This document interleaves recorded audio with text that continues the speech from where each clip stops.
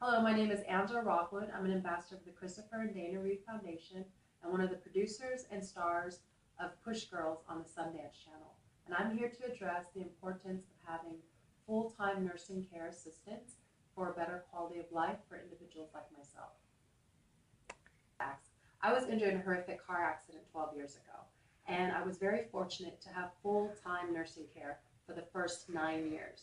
Unfortunately, 2 years ago, I lost my care, and I switched plans, and I'm on a new health insurance care. And unfortunately, I'm not given the 24-hour nursing care that I was provided. So what that entails now is I fight every single month for my care. I've been fighting for the last 2 years for the quality of life that I did have. I had a schedule, I had a routine. I no longer have a schedule and a routine. I lay in my bed some days just wondering who's going to get me out of my bed. I sit in my urine wondering who's going to help me get cleaned and help change me on some days. And it's very unfortunate because individuals like myself who go out and try to make a good living to pay for my care should be provided.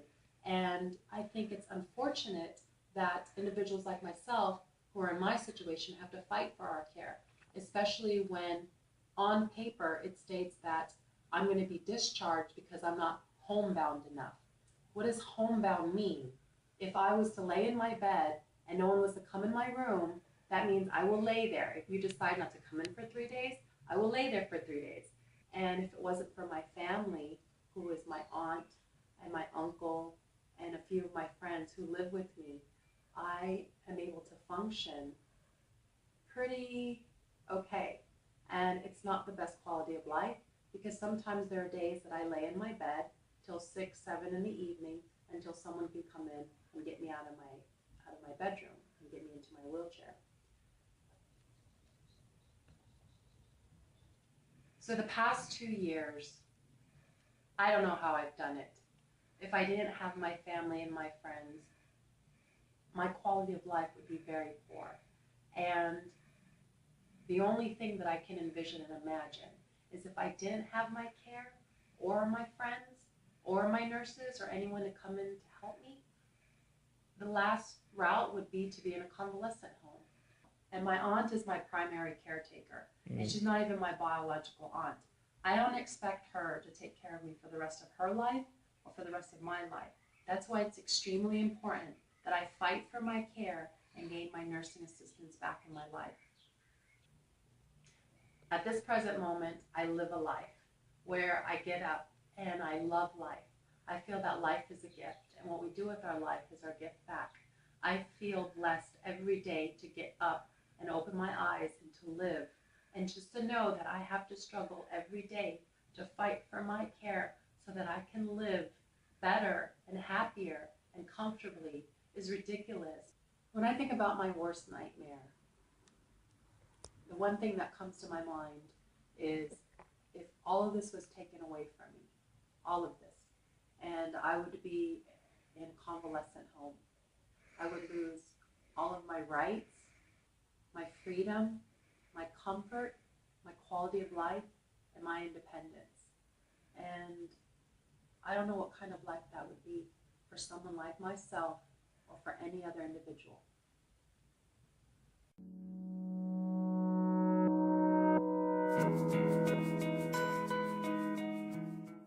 My name is Paul Murillo. As far as disability, my disability started at the age of 3 years old. I think it was a year before or a year after the vaccine was issued. Ever since then, I've been in and out of the hospital. One of the hardest things I had to go through, accepting a bath from a stranger. I still remember the first time I accepted on it. They put you on a chair with wheels. You're sitting in it with a towel. When I went through the door the first time, pushed the door open, this time I didn't know if it was a man or a woman. It was uncomfortable. But I remember the first thing I saw was bandages on the floor that had blood on them. I guess it was my turn, but someone didn't clean it up. And I remember looking at that and trying to keep my feet up. I had no way out. There was nowhere I was going. Myself, being in there, I was becoming a very angry person. I think what I was looking at is the people that were, how fast they were passing away in there. I don't look at my time and my disability as a problem unless I give up. And I haven't done that yet. But being in a place like that, the faster I can get out of it, the better I'll live. Well, I've got to tell you, the first time I ran across the Macintosh people was when I was in there, in that facility. And but there was somebody there that said, "Hey, would you like to get out of here? Do you have insurance?" Right away, she goes, "Who sent you? I sure would like to do this. I sure would like to get out of here. I sure want to start living again." Oh, if it wasn't for this program, there was no future for me.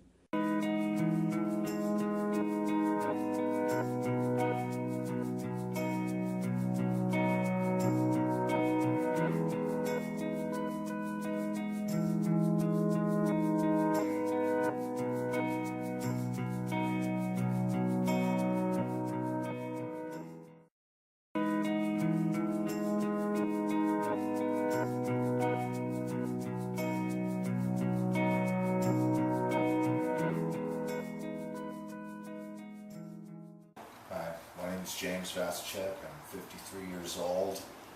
I'm a double amputee. I grew up in California. I was born in Wisconsin. My parents moved out to California when I was 4. I'm from a good home, but I'm the black sheep of the family. Extenuating circumstances and just bad luck and poor judgment. I ended up double amputee. And I was stuck in nursing homes for 2 years, and I thought my life was going to end in an institution where every day was waking up to another nightmare, because all of those stories that you hear, they're all true. I can remember people being left in their own filth with nobody to care for them, because without family, you get brushed off and they don't give you the care that you really need, because they're overwhelmed, they're overworked and underpaid. You can't put the blame on just one person or a group of people. Well, I live a normal life. I can do everything that a person with their legs can do, it just is a little bit harder. But I'm free of that prison, of that life of waking up, despair every day. Now I can wake up, I can go put on a pot of coffee, I can make my own breakfast. I can call Access and they will come and pick me up and take me wherever I need to go. I can schedule a trip to the mall and go shopping. I can go to the movies, and this is things that they would offer at a nursing home, but you would be lucky if you could go on one trip a month, and you were limited to what you could do because you're with somebody whose job it is to get you back. Their insurance doesn't really, they don't want you to be out of the facility. It's a very sad existence. You're watching friends die. It's a place where people are dying. And if you're like I'm not ready to die yet, but I can't make it on my own on the street. So if it wasn't for this program, I would be in a skilled nursing facility. They'd be trying to throw me out, and I'd be clawing to stay because I get nowhere but my chair on the street. And the cost is incredible. You know, for a year in a nursing home, I can live here in my own apartment for a fraction of the cost. And my own apartment allows me to have my family over anytime I want. There's not visiting hours. I can make my own food. I have my own kitchen. And Where would I be in 5 years if I didn't have this program? Let's see. I would hope to think I would still be in a nursing facility, but there's a strong possibility that I would have ended up on the streets, and I would have been parked at a corner with a sign. I'm able to have hobbies, and I'm able to keep belongings without having to worry about them being stolen. I would have lost all of this if it wasn't for the fact that I was able to transfer out of that place. I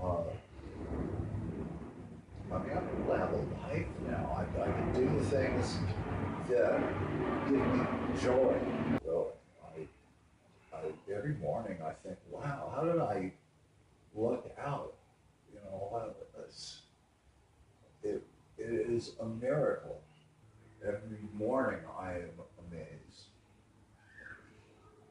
Every time I can look at my kitchen and think, wow, I can do what I want. I can live a life.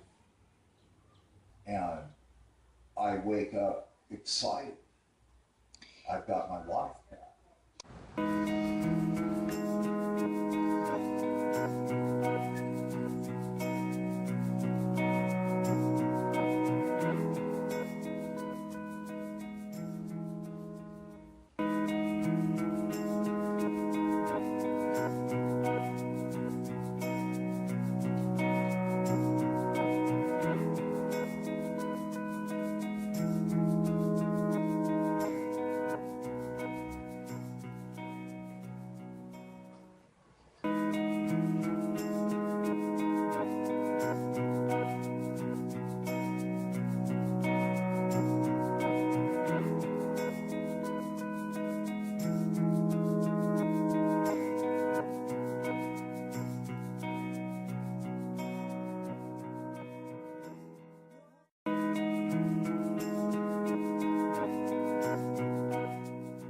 I feel it is our right as Americans, as citizens, with or without a disability, to live a very substantial, comfortable quality of life.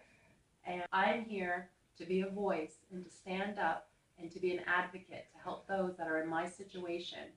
That way we can change the system. I feel that programs like CCT are extremely important. If I was to be placed in a convalescent home or a skilled nursing facility, I would hope that programs like CCT would be around so that I have someone to turn to and to gain the resources and the tools for myself to go out and to gain back the quality of life that I was living.